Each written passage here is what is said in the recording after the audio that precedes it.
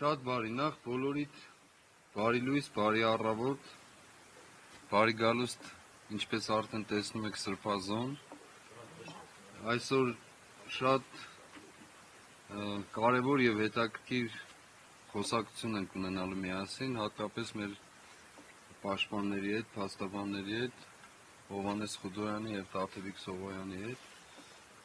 Ամեն ինչից առաջ ուզում եմ այսօրով շնորհավորել Վեհափառ Հայրապետի ծննդյան 75-րդ տարեդարձը, մաղթելով իրեն երկար հաջառող կյանք եւ արևշատություն եւ իր գավազանի անսասանությունն ու հաստատությունը։ Իր գահակալության ամբողջ շրջանին հայոց Հայրապետը միայն միտված է եղել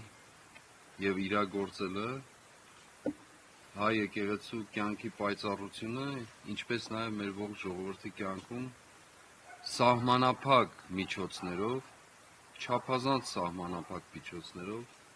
հակառակ բոլոր տեսակի խժդժությունների, հակառակությունների, հարձակումների եւ հալածանքների,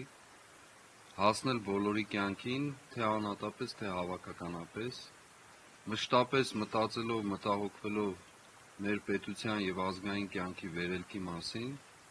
եւ իր ողջ կարելություններով ներդրում ունենալու այդ կյանքի բարելավման, բարգավաճման, հոգեվոր առաջընթացի եւ հոգեվոր ծաղկման եւ միևնույն ժամանակ մեր ամբողջ կյանքի անվտանգության եւ բարեկեցության համար։